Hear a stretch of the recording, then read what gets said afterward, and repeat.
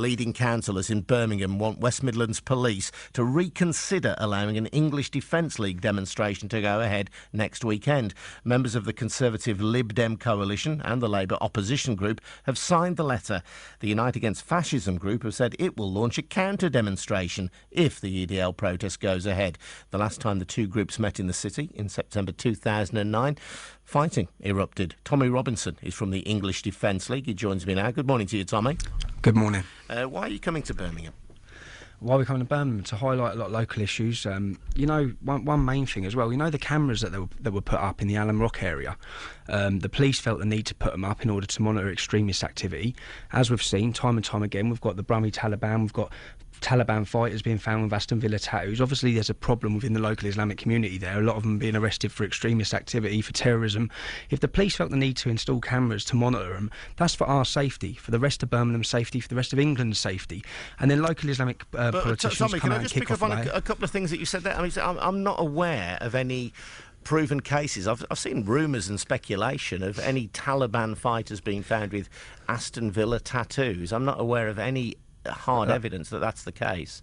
Well, that's a proven fact. It was in every single national newspaper. You've also got... was it? I remember the Sun carried a report in which they claimed that British Secret Services claimed to have heard people with, as I remember, West Bromwich accents, but there was no evidence for that. It was just rumour and innuendo, as far as that's what I was going. No, that's what I was going to go on to next. That was rumoured that, well, intelligence said that they've heard Brummy accents across the airwaves, but the Aston Villa tattoo was that was a separate case where they found Aston Villa tattoo. You've got originally the Tipton Taliban, 3 that were arrested fighting for the Taliban. You've got countless three people who were arrested, Tommy, but never convicted of any offence. They were kept in Guantanamo Bay, as were a number of other people, some of whom may have been guilty of offences, some of whom were not. And the Tipton Taliban, as you described them, 3 men from the West Midlands, were not found guilty of any offence.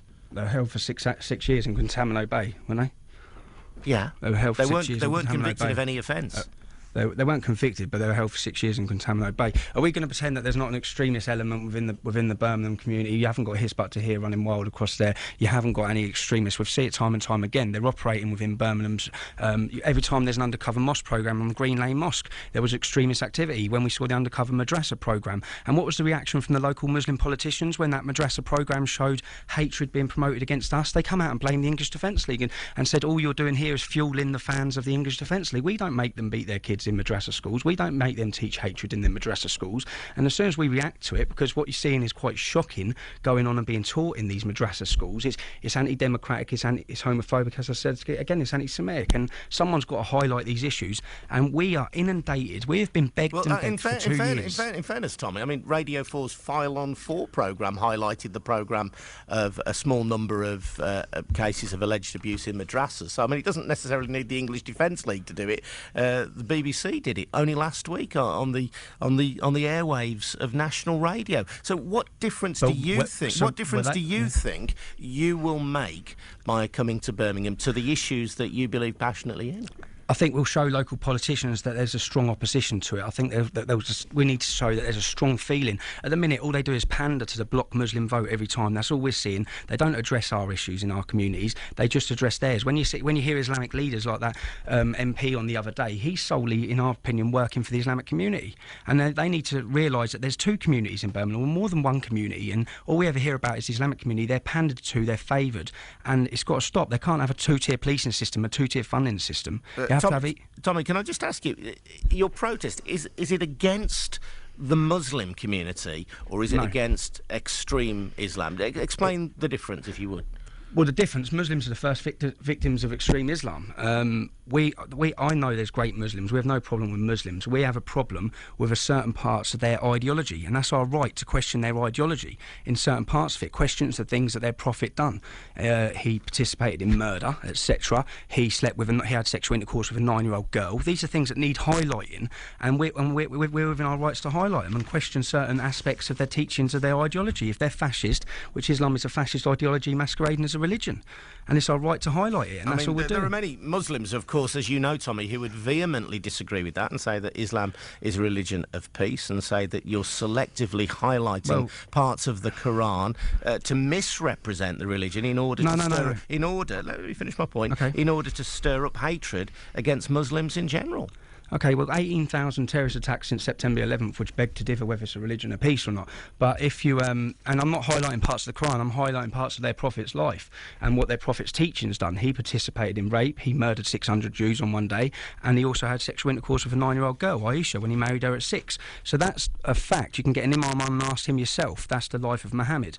And to me, that's not a prophet of God, and the teachings are violent and extremist. So we're within our rights to highlight them, and we're coming to Birmingham. We've been inundated and begged for 2 years by local Brummies, constantly asking us to come over different issues.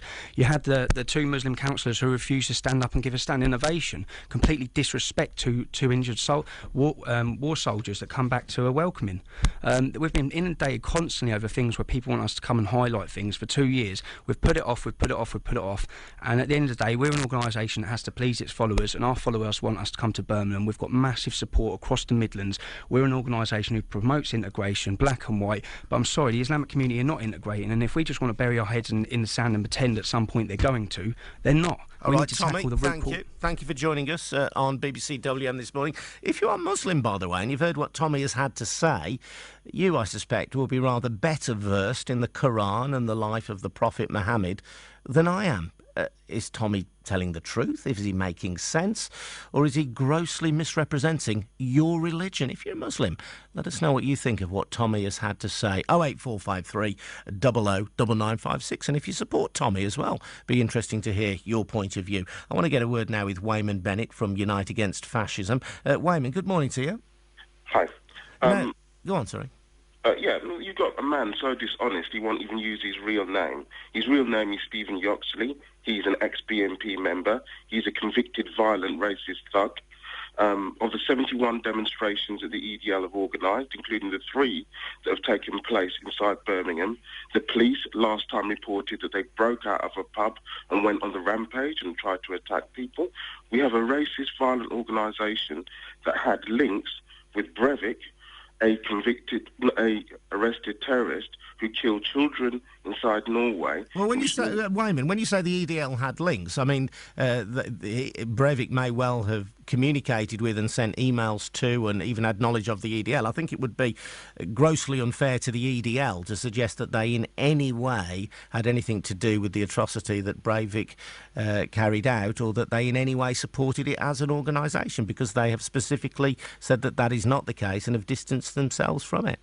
Clearly, the links that were on his Facebook between himself and other members, including his dossier, showed clear links between people using an ideology of saying that they opposed Islam in order to push racist and, I believe, fascist views. And I believe this is the day of modern... In the 1930s, fascists used anti-Semitism. Today, the modern fascist uses Islamophobia or racism against Muslims. In fact, in Birmingham, all the faith leaders have gathered together to say that we'll all join together to say that we respect each other in Birmingham, and that we don't believe that there should be organised attacks on Muslims or people with... But the EDL aren't physically attacking Muslims or people with colour. They're expressing their disapproval of Islam as a religion and the extremist forms of it. In a free democratic society, don't they have the right to do that? 3 weeks ago, 4 EDL members were convicted for a vicious racist attack in Redbridge Mosque, in which the judge, I quote, said that this was there was no reason for this attack, and therefore sentenced them there for 4 years. They beat up an elderly Islam, burst into a place of worship. But Wayman, that is not the view or the standpoint of the EDL as an organisation. You will know that members of the Unite Against Fascism, your organisation, have also been convicted, and you make it part of your business as an organisation to shadow the EDL. Doesn't your presence at EDL demos create the violence? We don't attack places of worship. We believe in a society in which people can worship wherever, which means they like. I believe they're trying to attack people inside Birmingham part of the citizens of Birmingham are united in a certain way in order to carry out racist, nefarious activities. And I believe that somebody who can't even use their own name, is an ex-member of the BNP, has a pedigree in terms of pushing an ideology of racism. And I think the whole position is a fig leaf in front of an organisation that has, in its 71 demonstrations, organised attacks on Muslims. In fact, in Dudley, they attacked a Hindu temple. Well, again, Wayman, you're failing to make the distinction between people who were around Dudley at the time of an EDL demo and the EDL itself, which as an organisation distance itself from those attacks. Thank you. That's Wayman Bennett from UAF.